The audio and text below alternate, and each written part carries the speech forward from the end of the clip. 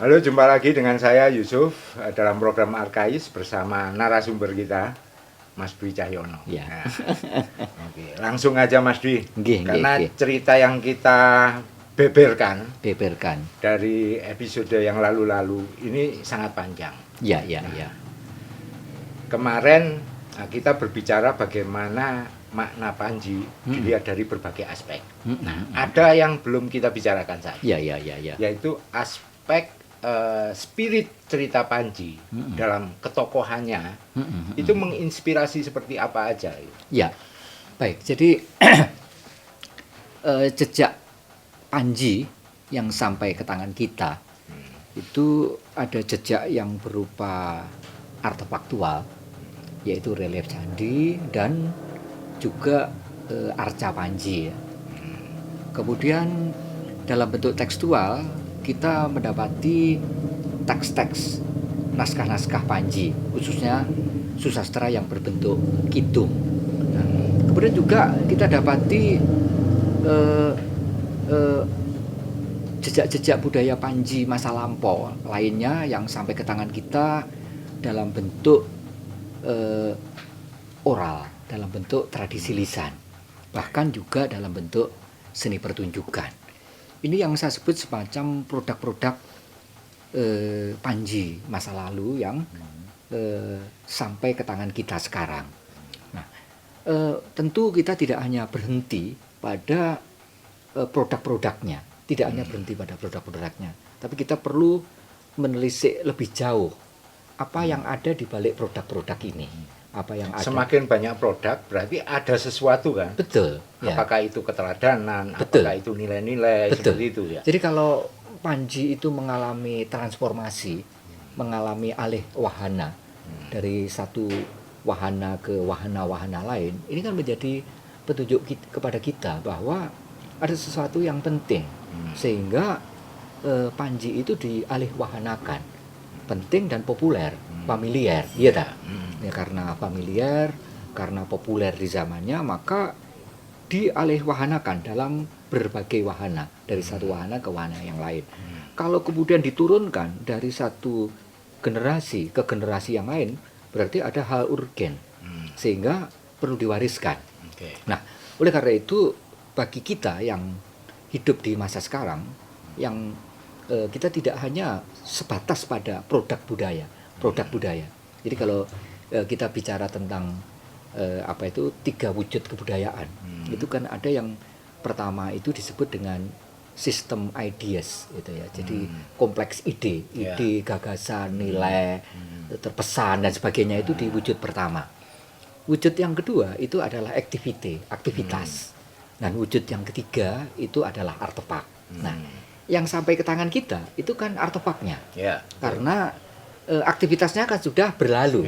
Dan bahkan jarang lagi atau tidak ada malahan itu. Ada yang tradisinya masih berlangsung, tapi yang tradisi yang masih berlangsung sampai sekarang itu kan sebagian dari keseluruhan. Nah, gitu. Apalagi kompleks idenya,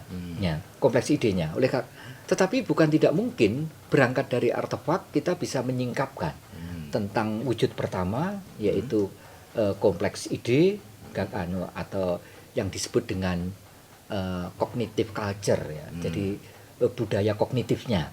Tapi kita juga bisa menyingkapkan pula mengenai activity culture. Jadi aktivitas budaya berdasarkan jejak artefaktual yang sampai ke tangan kita. Ini yang saya kira belum banyak dieksplor ya. Sebenarnya dari jejak artefaktual itu bisa dilacak kembali ya. Cukup. Kira-kira seperti apa masalah dulu itu penyebarannya itu. Betul. Kalau kita menjadi ini sebagai bahan ya. Bahan untuk mengungkapkan itu, bahannya cukup, Mas. Bahannya cukup untuk bisa menelisik di balik artefak ya. Apanya di balik artefak? Paling tidak yang pertama kita bisa menelisik tentang pesan. Jadi pesan-pesan apa yang ada di balik artefak-artefak Panji dalam beragam wahana tadi ya. Yang pertama pesan, yang kedua adalah nilai-nilai terkandung. Jadi nilai-nilai apa yang terkandung di dalamnya, itu ya. Ini yang kedua. Nah, kemudian yang ketiga kita bisa memperoleh gambaran mengenai teladan-teladan apa. Oleh karena kalau kita belajar tentang sejarah itu sebenarnya adalah belajar mengenai keteladanan dari masa lalu ya. Jadi peristiwa-peristiwa masa lalu termasuk peristiwa-peristiwa yang berhubungan dengan kisah Panji itu bisa dijadikan sebagai bahan untuk menyingkapkan keteladanan. Oleh karena itu saya pernah menulis tentang Panji sebagai sang teladan gitu ya. Nah, kira-kira yang diteladani dari sosok tokoh Panji ini apa? Ya, baik. Jadi salah satu yang bisa dieksplor itu tentang tokoh Panji ya. Jadi Panji sebagai salah satu tokoh ya. Dalam cerita Panji, dan itu tokoh utama. Dari Panji sebagai tokoh utama dalam cerita Panji itu banyak teladan yang bisa kita singkapkan. Jadi Panji itu sebagai sang teladan, Panji itu sebagai orang model ya. Jadi orang model di zamannya ya, di zamannya. Nah, sebagai orang model, sebagai teladan, Panji itu meneladani apa, memodeli apa gitu. Yang pertama, Panji itu sebagai teladan atau model dalam kaitan dengan birokrasi pemerintahan. Ya, jadi Panji adalah seorang ksatria ya, seorang yang masuk di dalam konteks birokrasi pemerintahan, karena Panji itu adalah apa yang kita sebut sebagai tokoh ya. Kalau kita lihat di konteks ceritanya, Panji itu kan putra mahkota ya, dia adalah seseorang yang dipersiapkan untuk menggantikan penguasa sebelumnya. Jadi ketika ayahnya itu kemudian lengser ke Prabon ya, mengundurkan diri dari pemerintahan, maka Panji lah yang akan menggantikan. Nah, pangeran dia. Iya, dia putra mahkota ya. Nah, dia putra mahkota. Nah, konteks cerita Panji itu digambarkan bagaimana si putra mahkota ini melengkapi dirinya.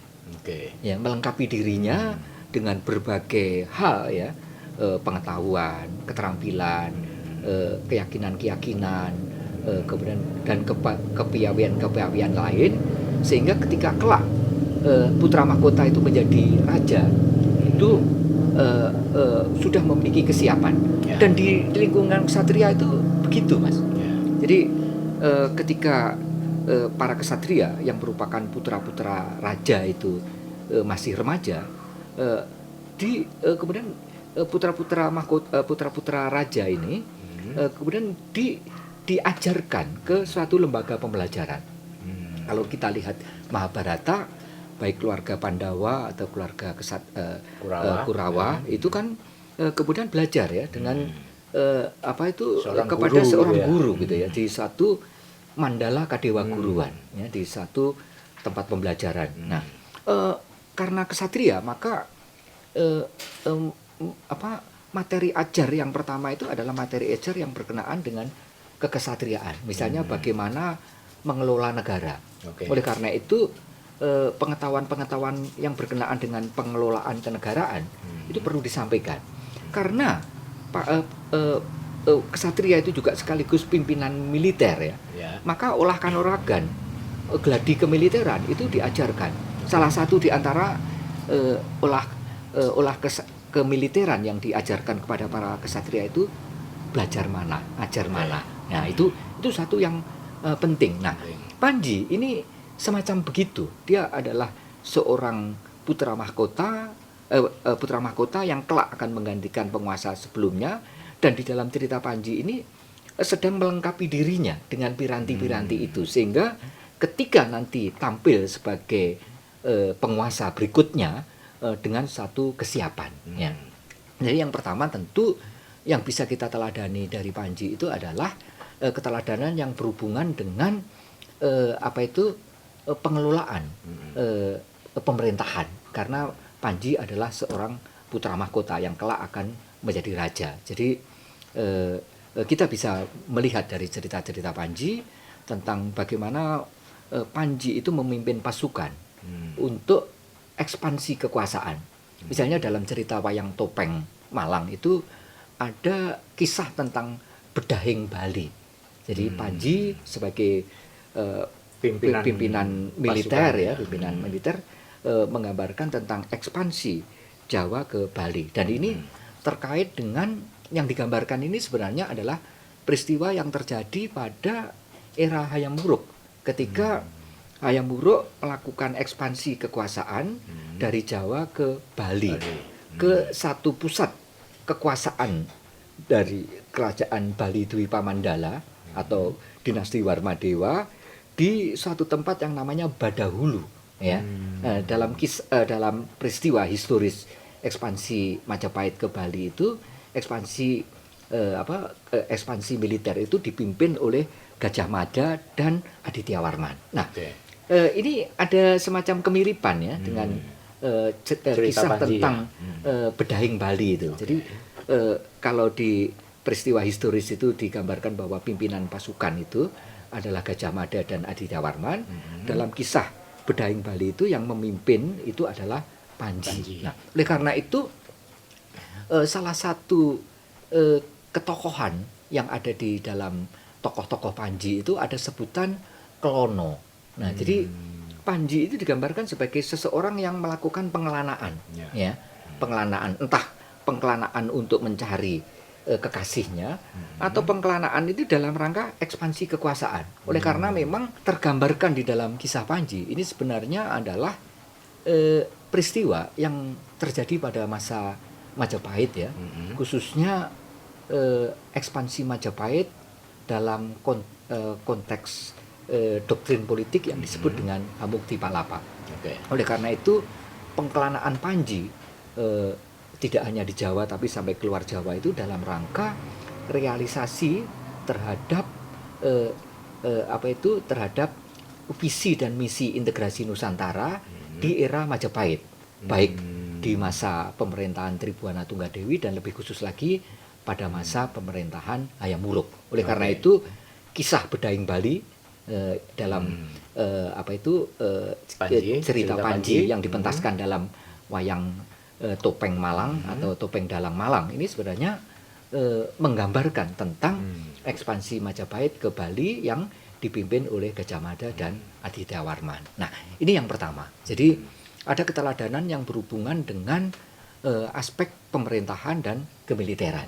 Ya. Sekaligus politik sebenarnya. Sebenarnya politik ya, politik terutama politik integrasi Nusantara. Nah, apakah Panji hanya tampil sebagai seseorang yang piawi dalam bidang pemerintahan, dalam bidang militer atau strategi politik? Tidak, Panji juga digambarkan sebagai seorang seniman, Mas. Jadi bukan hanya ahli politik, pemerintahan, seniman juga, militer dan seniman, gitu ya. Nah, dalam beberapa kisah Panji itu kita memperoleh informasi ya, baik itu dalam sumber data teks ataupun dalam sumber data visual dalam hal ini relief candi. Panji itu digambarkan sebagai seseorang yang piawi, ya, piawi dalam memainkan alat musik, ya. Paling tidak, Panji itu digambarkan piawi dalam memainkan dua alat musik. Yang pertama itu adalah salukat. Salukat itu semacam gambang bambu, ya, gambang bambu, gambang dari bambu. Nah, bukan hanya bisa memainkan, tetapi Panji itu digambarkan sebagai seseorang yang piawi dalam melaras nada, ngelaras. Nah, jadi sound engineer kalau sekarang. Ngelaras. Jadi belum tentu musisi ya, yang bisa memainkan alat musik itu bisa piawi ngelaras. Ya. Jadi kalau sudah bisa ngelaras, itu kalau memainkan mesti jago, karena dia tahu titi laras ya. Karena di dalam musika Jawa itu kan ada apa yang disebut dengan titi laras. Nah, orang yang bisa ngelaras itu tentu orang yang sangat paham terhadap titi laras. Nah, Panji itu dalam hal ngelaras salukat, ya, jadi sebutan gambang kayu itu dulu salukat. Nah, itu adalah Panji. Nah, apakah ada visualisasi dalam bentuk relief candi di mana Panji itu digambarkan sedang memainkan alat musik yang berbentuk salukat? Ada, Mas. Itu artefaknya di mana? Ya? Paling tidak ya. Sejauh kita ketahui, ada dua candi yang memiliki relief yang menggambarkan Panji sedang memainkan alat musik salukat. Yang pertama di pendopo teras Candi Penataran. gitu ya. Di penataran Blitar. Blitar, Ya. pendopo teras. Oke. Jadi salah satu di antara berbagai komponen bangunan di dalam satu kompleks. Penataran itu kan satu kompleks ya. Luas. Luas itu yang terdiri atas berbagai komponen itu. Salah satu di antaranya adalah apa yang disebut pendopo teras. Ada pendopo teras 1, ada pendopo teras 2. Ya. Nah, pendopo teras 2 itu seluruh dinding terasnya itu diberi pahatan berkeliling gitu ya. Ya. Nah, salah satu di antara pahatan yang terdapat di pendopo teras itu adalah pahatan atau panel relief yang menggambarkan Panji sedang memainkan salukat beserta kekasihnya, beserta Candrakirana atau Ya. Sekartaji.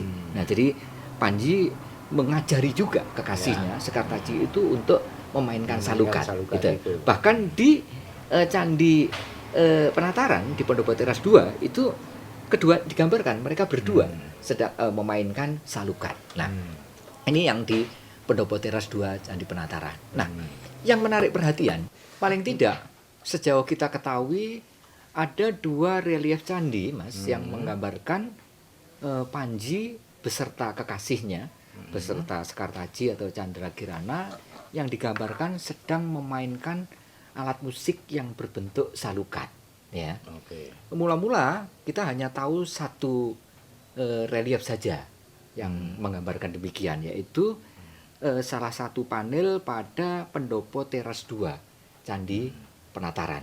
Oke. Saya menyebut Pendopo Teras 2 Candi Penataran karena di kompleks Candi Penataran itu ada 2 pendopo teras, Pendopo Teras 1 dan Pendopo Teras 2. Nah, di Pendopo Teras 2 itu seluruh dinding terasnya itu dipahati dengan beragam relief cerita, termasuk yang dominan itu cerita Panji. Nah, Dan itu tergambar ya? Tergambar. Panji itu tergambar di situ. ya tergambar jelas itu. Jadi Panji beserta kekasihnya itu memainkan salukat. Bahkan ada 2 panel. Yang pertama ketika Panji dan kekasihnya itu sedang memainkan salukat, dan nampaknya Panji itu di samping memainkan bersama, Panji itu sedang semacam mengajari gitu ya. Oke. Ngajari atau memikat pacarnya ini? Itu sekaligus ya. Jadi, sebenarnya ini kalau dilihat konteks ceritanya, ini kan berkaitan dengan apa yang di Jawa itu disebut dengan loro wuyung, ya, sakit asmara. Ya, Jadi ketika Panji itu sedang belajar di suatu tempat pembelajaran, satu mandala yang ada di seberang perairan, Ya. di seberang sungai, artinya di tempat yang jauh gitu, Panji menjadi murid gitu ya, menjadi sisya. Ya. Nah, kekasihnya yang ditinggal itu sakit, ya sakit itu ya. Kangen ini Nah, kira-kira gitu. Nah, berbagai obat itu dicobakan ternyata tidak sembuh. Ternyata sakitnya itu apa yang di Jawa disebut dengan loro puyung, ya, sakit asmara, loro kangen sebenarnya. Ya. Nah, oleh karena itu di dalam relief cerita ini yang diberi judul Jaruman Atat. Jaruman Atat. Jadi Atat itu artinya burung. Jaruman itu nama burungnya. Ya. Jadi manuk jaruman, burung Oke. jaruman. Nah, yang menarik dalam relief cerita ini menggambarkan bagaimana Panji itu mengirimkan surat cinta, ya, mengirimkan surat cinta kepada kekasihnya yang ada di tempat yang di seberang itu ya, di tempat yang jauh itu dengan mengirimkan surat lewat burung jaruman ini. jaruman Jadi ini. digigit dengan paruhnya, Paruhnya. kemudian burung itu terbang dan kemudian mengirimkan surat cinta dari Panji itu kepada kekasihnya. Nah, Oke. kekasihnya langsung sembuh begitu mendapatkan surat Surat cinta itu. dari Panji itu. Panji. Nah, ini jadi pos ya, ancient post itu sudah tergambar gitu ya. Jadi kalau ada kekasih sakit, cukup dikasih surat Kasih aja. surat dan surat cinta gitu ya. Jadi salah satu penyembuh penyakit Oke. itu selain obat ya, Ah. itu adalah surat cinta, Surat cinta. gitu ya. Nah, Oke. nah setelah Panji menyelesaikan pendidikannya itu, menamatkan pendidikannya, karena itu ketika Panji beserta kekasihnya itu memainkan salukat, Panji itu digambarkan rambutnya itu disanggul tinggi begitu ya, kemudian diberi ikatan itu yang disebut dengan jata makuta. Nah, jadi seperti sorban gitu. Ya. Jadi seperti bersorban gitu ya. Ini menggambarkan Panji ketika baru saja menjalankan pendidikan. Ya, jadi para sisya itu ketika sedang belajar itu dia memanjangkan rambutnya dan rambutnya itu digelung besar itu, sampai disanggul ke besar atas itu, gitu. Nah, sanggul besar semacam ini sebutannya Jatama Kuda. Nah, jadi Panji ketika memainkan Salukat beserta kekasihnya itu masih mengenakan Jatama Kuda. Nah, ini pandil yang pertama. Pandil yang kedua itu adegannya adegan asmara. Jadi setelah bermain musik untuk Tombo Kangen tadi, akhirnya keduanya terlibat dalam dalam adegan asmara. Bahkan Salukat yang sebelumnya itu dimainkan itu terlihat terguling karena kepancal. Saking hebohnya. Saking hebohnya dalam bermain asmara itu. Nah, jadi ini menjadi gambaran kepada kita bahwa pertama Panji juga piawi di dalam memainkan alat musik, yaitu salukat. Terus yang kedua, Panji juga mengajarkan kepada orang lain, termasuk kepada kekasihnya itu untuk memainkan salukat. Tetapi dalam konteks ini salukat ini juga dipakai sebagai wahana untuk curah asmara, gitu ya. Curah asmara itu semacam prolog gitu sebelum melakukan adegan asmara itu ya. Jadi sebenarnya lagu-lagu cinta itu sudah diciptakan sejak zaman Panji. Ya, betul. Jadi ini penghantar ya. Penghantar untuk memasuki adegan asmara itu. Nah, ini yang di Pendopo Teras 2 Candi Penataran. Nah, paling tidak pada 3 tahun lalu kita mendapatkan satu panel relief itu di satu candi yang lokasinya tidak terlalu jauh dari Candi Penataran. Yaitu candi apa ya? Candi yang sebutannya ini sebenarnya mengabadikan nama perkebunan. Ya. Ini nama perkebunannya adalah Gambar Wetan. Ya. Oleh karena itu candinya disebut dengan Candi Gambar Wetan. Ya, karena reruntuhan candi ini ditemukan di areal perkebunan Gambar Wetan. Di seberang utara dari aliran Kali Lahar namanya Kali Bladak, berada pada lereng ya, pada lereng bawah dari Gunung Kelut gitu ya, atau Gunung Kamput. Jadi di lereng sebelah selatan barat dari Gunung Kamput atau Gunung Kelut. Nah, sebenarnya Candi Gambar Wetan ini sudah diketahui lama. Bahkan sebelumnya kita juga mendapati adanya panel-panel relief. Nah, di antaranya adalah panel-panel relief yang mengindikasikan relief cerita Panji. Nah, 3 tahun yang lalu ketika dilakukan ekskavasi di Gambar Wetan, ternyata kita mendapatkan tambahan panel-panel relief yang lebih menguatkan bahwa ada khasanah cerita Panji pada relief yang terdapat di Candi Gambar Wetan. Nah, yang menarik perhatian kita dalam kaitan dengan apa yang kita dapati di Pendopo Teras 2 Candi Penataran, juga kita dapati adanya adegan yang menggambarkan Panji beserta kekasihnya sedang memainkan salukat. Nah, itu. Jadi menguatkan. Jadi kalau di dalam teks itu dikatakan bahwa Panji itu disebut-sebut di dalam karya sastra ya. Panji itu disebut-sebut piawi dalam memainkan salukat, bahkan melaras salukat. Itu terdukung oleh data artefaktual yang berupa relief candi. Bahkan tidak hanya satu relief candi, paling tidak ada 2 candi. Ada 2 candi yang memperkuat candi Penataran dan candi tetangganya, yaitu Candi Gambar Wetan. Nah, ini satu alat musik yang piawi dimainkan oleh Panji, yaitu alat musik jenis silopun ya, alat musik pukul ya, dalam bentuk salukat. Nah, ternyata Panji tidak hanya mampu memainkan silopun yang berupa salukat, tapi Panji juga mahir piawi dalam memainkan krodopun. Jadi alat musik petik, alat musik dawe ya, alat musik dawe.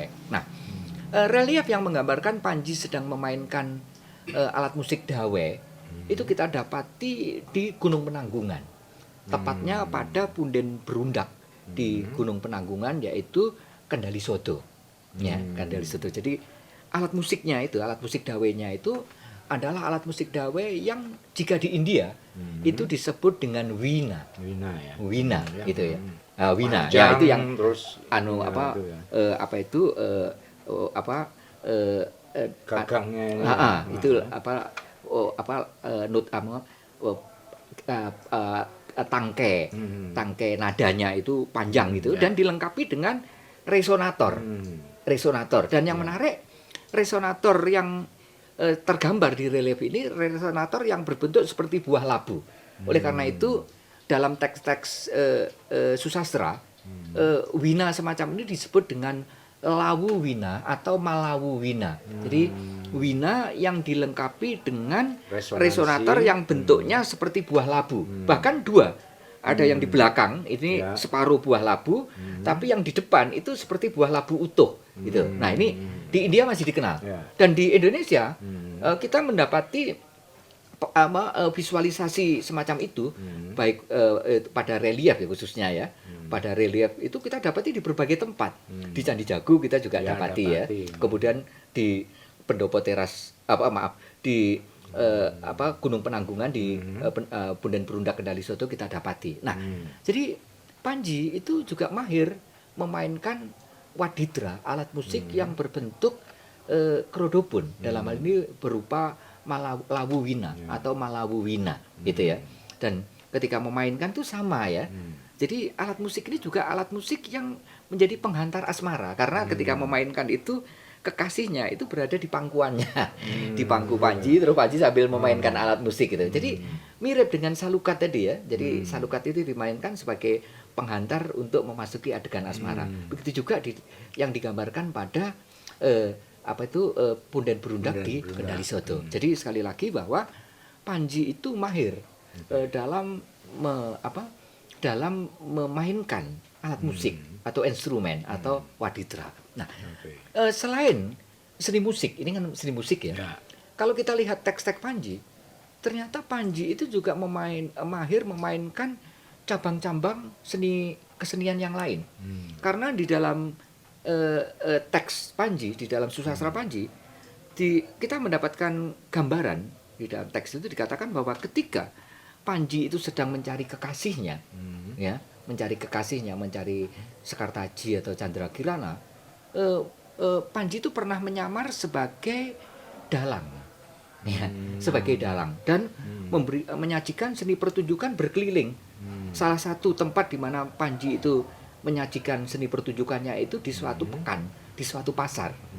Jadi Panji beserta pengiringnya itu menyamar sebagai dalang keliling, ya, dalang yang ambarang, yang ngamen itu, dan menyajikan pertunjukannya antara lain di pekan, di pasar, gitu ya, di pasar. Nah, ini menjadi petunjuk kepada kita bahwa Panji juga mahir di dalam teater tradisional yang kita sebut sebagai wayang. Hanya saja kita tidak jelas yang wayang dimaksud apakah itu wayang kulit misalnya, gitu, ataukah wayang dari boneka yang lain.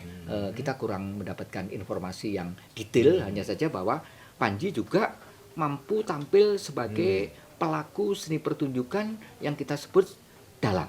Gitu ini ya. bukti artefaknya ada atau kita di dalam narasi belum kita dapatkan gitu ya. Jadi di bukti artefaktualnya itu hanya dari sumber data tekstual yang berupa susastra Panji. Nah, kemudian juga dalam teks lagi ya, di dalam sumber data teks khususnya susastra, Panji itu juga piawi dalam menari gitu ya. Piawi dalam menari gitu ya. Bahkan tidak hanya sekedar melakukan tarian tetapi bersendera tari. Jadi tarian yang membawakan cerita. Di antara cerita-cerita yang dibawakan di dalam sendera tari ini adalah cerita yang ternyata juga berlakon Panji gitu ya. Nah, itu. Jadi ini menjadi petunjuk kepada kita. Panji menceritakan Panji. Nah, artinya seni pertunjukan yang berlakon Panji itu ya sudah tergambar. Udah umum ya. Nah, sudah tergambar di dalam teks-teks Panji gitu ya. Dan Panji sempat menjadi pelaku ini baik menari atau bersendera tari dengan antara lain lakon Panji. Nah, jadi selain Panji itu punya kepiawian dalam bidang pemerintahan, kemudian dalam bidang kemiliteran, kemudian juga dalam bidang politik ya, terutama strategi politik gitu ya, termasuk ekspansi kekuasaan. Panji adalah seorang seniman. Nah, kemudian yang lain kita juga bisa melihat bahwa Panji juga punya kontribusi sosial, terutama kepada masyarakat pedesaan. Ya, punya kontribusi sosial terhadap masyarakat pedesaan. Dalam salah satu produk Panji dalam hal ini dalam bentuk tembang gitu ya, dalam bentuk tembang ya, dalam bentuk tembang Jawa. Misalnya dalam tembang yang berjudul Entit gitu ya, berjudul Entit. Nah, dalam cerita tembang ya, cerita yang ditembangkan yang berjudul Entit itu Panji menyamar sebagai seorang demang yang disebut Demang Entit gitu ya.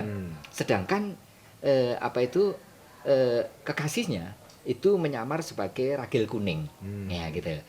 Chandra Kirana atau Sekartaji itu sebagai Ragil Kuning.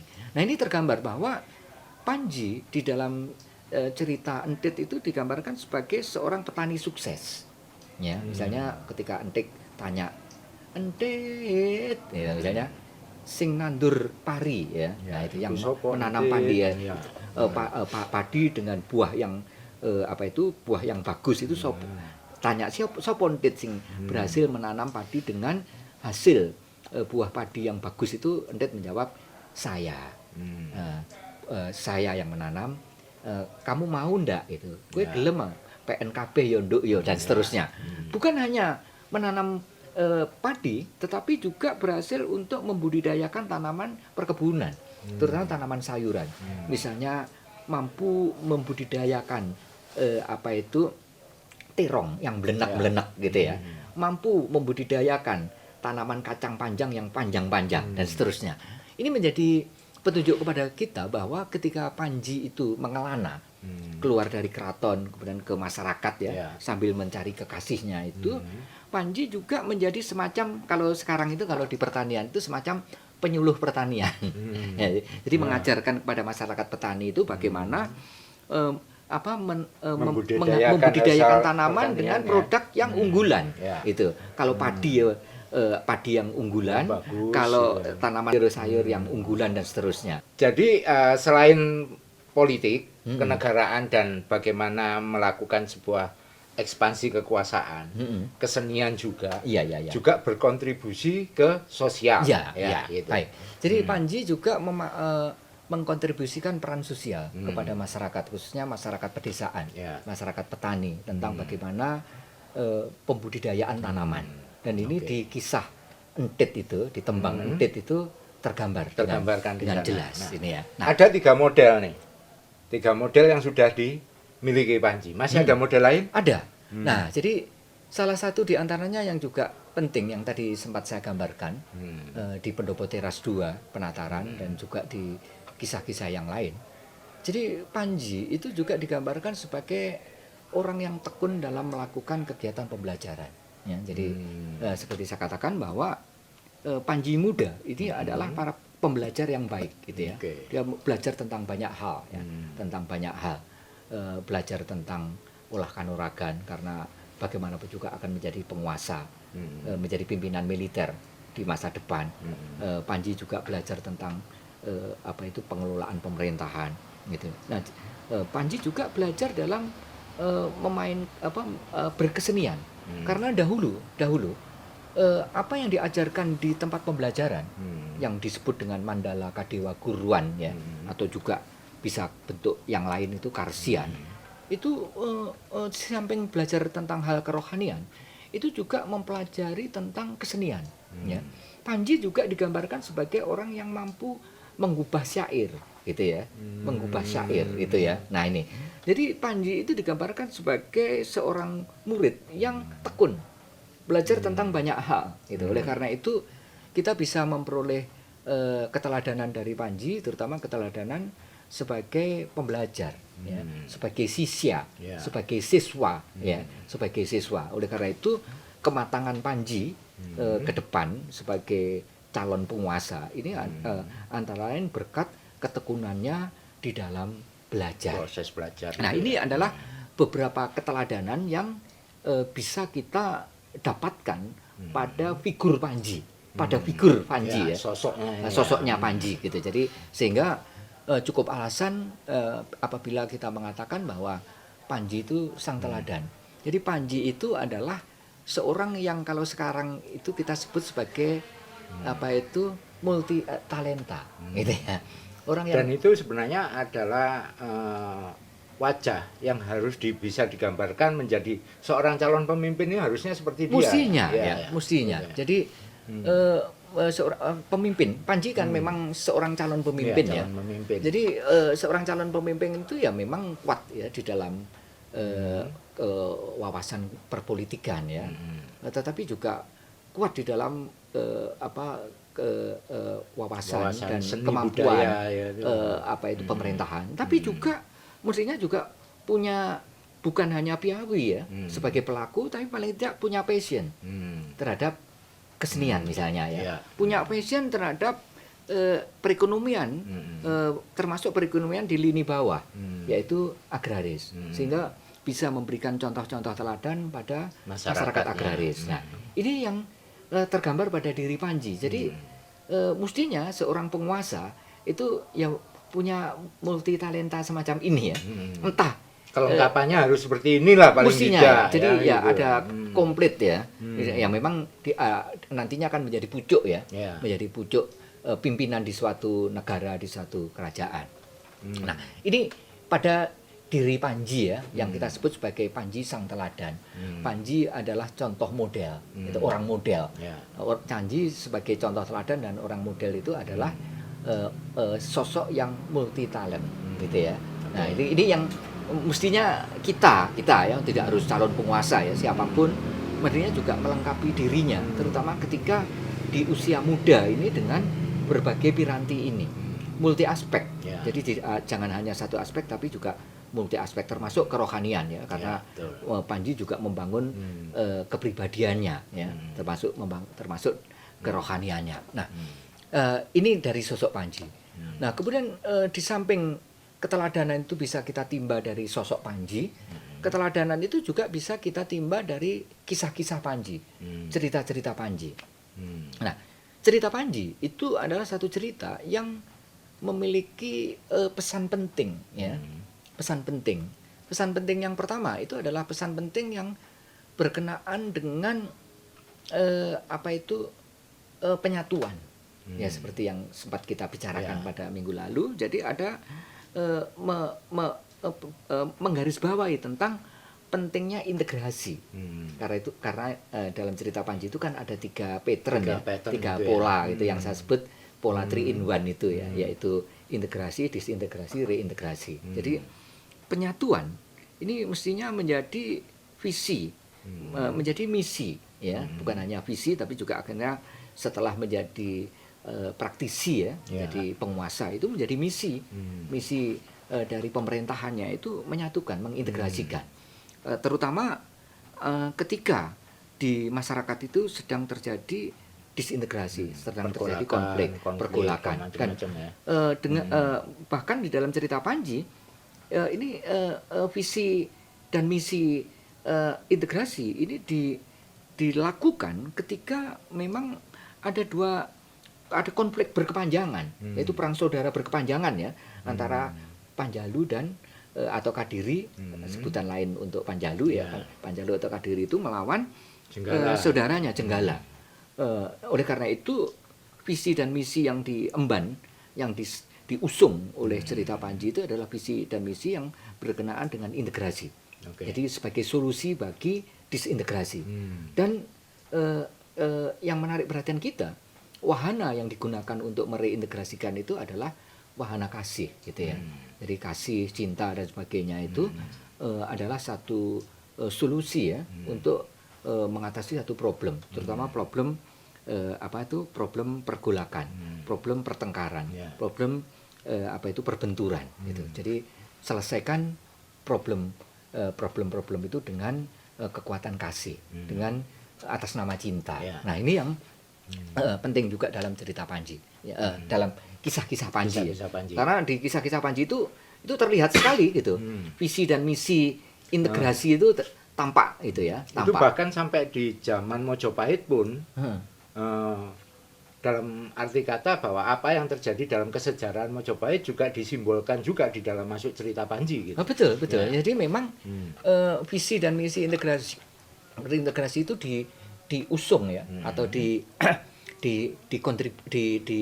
diintroyeksikan ke masyarakat melalui melalui wahana cerita Panji itu dalam berbagai macam bentuk ya, dalam bentuk seni pertunjukan, dalam bentuk relief candi, dalam bentuk karya sastra, ini memang disesuaikan dengan konteks politik pada masanya, pada masa pemerintahan itu, yaitu konteks tentang integrasi Nusantara gitu ya. Nah, oleh karena itu saya kira kalau kita mau menarik ya ke kepentingan masa kini ya, jadi Indonesia misalnya yang merupakan negeri yang luas arealnya ya, arealnya luas, kemudian terdiri atas banyak pulau, terdiri atas beragam etnik gitu ya, beragam budaya. latar budaya itu, jadi yang kita sebut sebagai bhinneka itu. Jadi kebinekaan ini untuk menyikapi kebinekaan itu salah satu solusinya ya, salah satu solusi yang penting ya, salah satu ya, mestinya ada banyak solusi ya. Salah satu solusi yang penting itu adalah solusi integrasi, sehingga apa yang tergambarkan di dalam Sasanti Bhinneka Tunggal Ika itu sebenarnya sesuai dengan misi dan visi yang diemban oleh Panji gitu. Jadi keragaman, bahkan bukan hanya keragaman tapi bahkan perbenturan itu kemudian diselesaikan problematikanya itu dengan menggunakan penyatuan ya, ketunggalan. Nah, ini. Nah, jadi ini pesan yang bisa kita tangkap dari beragam cerita Panji ya. Nah, kemudian yang lain lagi bahwa ada satu pesan yang perlu kita teladani dalam cerita Panji itu adalah pesan yang berkenaan dengan apa yang saya sebut sebagai bukan hanya aktivitas tapi kreativitas ya. Jadi kisah-kisah Panji itu memberikan gambaran kepada kita bagaimana manusia masa lalu, masyarakat masa lalu, yaitu pada masa paling tidak pada masa Hindu-Buddha ya, atau lebih khusus lagi pada masa Majapahit ya. Itu merupakan masyarakat yang aktif dan kreatif gitu. Bukan hanya aktif ya, tapi kreatif gitu ya. Nah, kita memperoleh gambaran kepada kita bahwa pengaruh asing ya, pengaruh asing dalam hal ini pengaruh budaya India itu tidak kalau di masa-masa awal ya, pada masa awal itu diadopsi ya. Artinya dicontoh mentah-mentah. Tapi lambat laun itu kemudian diadaptasi. Sehingga tidak lagi terkesan sebagai produk budaya asing walaupun berasal dari manca ya, tapi kemudian menjadi membumi gitu ya.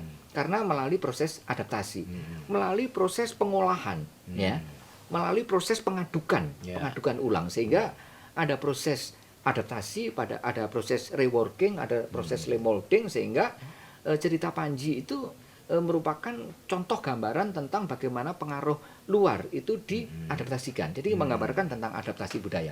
Yang terakhir, cerita Panji itu juga memberikan gambaran kepada kita tentang kreativitas, termasuk kreativitas untuk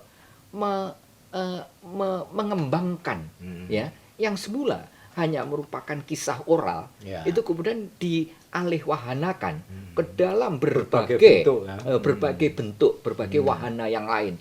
Dan itu tidak hanya terjadi pada satu masa, tapi kemudian lintas masa, bahkan jejaknya kita dapati pada masa sekarang. Nah, pesan kemudian teladan ya, dan model-model yang bisa kita eksplor dari Panji, di balik artefak Panji itulah yang untuk kepentingan sekarang, spiritnya ini ya, kemudian apa yang saya sebut sebagai cognitive culture-nya, inilah yang menurut saya ini adalah sesuatu yang penting untuk kita transformasikan ke masa sekarang. Walaupun bahan yang kita eksplor itu dari masa lalu, tetapi hasil eksplorasi yang berupa spirit, teladan, model, pesan, dan sebagainya itu walaupun beda masa, tetapi masih relevan jika kita aplikasikan di masa sekarang. Itulah pentingnya transformasi budaya dari lampau ke kini. Gitu. Oke, artinya yang bisa saya highlight saat ini adalah tokoh sosok Panji tidak hanya bisa dipandang sebagai sosoknya saja, tetapi apa yang dilakukan, apa yang digambarkan, ya kan, mereproduksi sebuah kebudayaan itu sendiri. Itu Pak ya. Ya betul. Nah juga begini, kalau kita hanya berhenti pada artefak, karena ini artefak masa lalu, Ya. itu adalah artefak yang out of date, ya. Jadi masuk museum dan sudah masuk museum, jadi sudah selesai Ya. berhenti. Tapi bagaimanakah artefak yang out of date itu kemudian diupdate? Ya. Nah, yang diupdate itu sebenarnya bukan artefaknya, yang diupdate itu adalah apa yang dibalik Yang dibalik artefak. artefak Maka itu. pentingnya apa yang ada di balik artefak itu untuk updating budaya. Jadi Oke. budaya masa lalu itu bisa diupdate itu untuk kepentingan kekiniannya, Hmm. bukan sebatas pada artefaknya, tapi sesuatu yang ada di Kandungannya. balik artefak, kandungan, Kandungannya ya, yang itu ya. apa yang terkandung di balik artefak. Inilah yang saya sebut sebagai updating budaya, atau kita sebut sebagai aktualisasi. Jadi Oke. khasanah budaya Panji yang merupakan khasanah masa lalu itu perlu diaktualisasikan ke dalam kehidupan di masa sekarang. Nah, siapa yang akan melakukan? Nah, Akan kita lihat di episode selanjutnya. siap.